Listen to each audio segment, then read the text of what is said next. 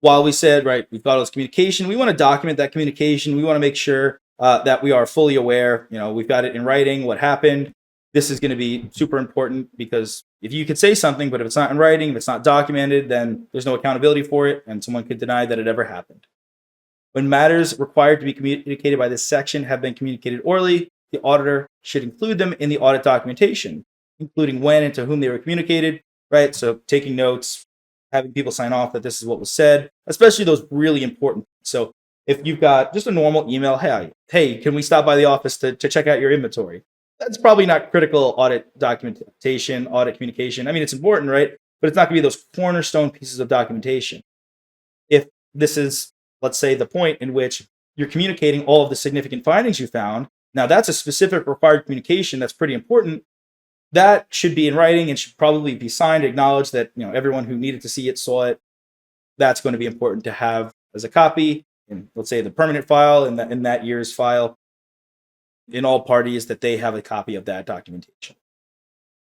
If as part of the communication to those charged with governance, management communicated some or all of the matters that the auditor is required to communicate, and as a result, the auditor did not communicate these matters at the same level of detail as management, something we saw earlier, the auditor should include a copy or summary of management's communication provided to those charged with governance in the audit documentation.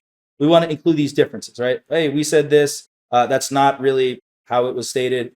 We want to make sure that everything was communicated at the level it should have been.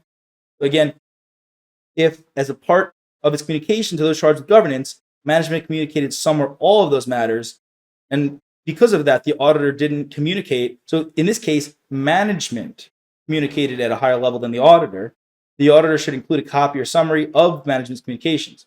So whatever was told to those charged with governance has to be documented. If the auditor told more to those charged with governance than management did, we want to document that extra level. And if management communicated more, we want to document that excess level. Anything that was communicated, we want that written down. Hey there! Are you ready to not only pass your CPA exams, but truly understand and enjoy the material while studying? I know it seems impossible, right? Especially to enjoy the material?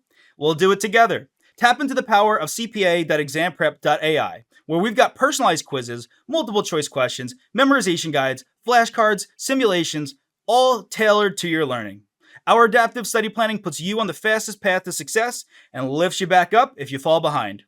Avoid wasting your precious time and money attempting an exam with a low chance of passing, because who wants that? We want to get you through this process as quick as possible. Our exam readiness prediction lets you walk in with confidence, knowing that you're prepared for success on exam day. Thankfully, there's no payment method needed to get started, so why don't you come join us? Visit cpa.examprep.ai and let's achieve your exam success together.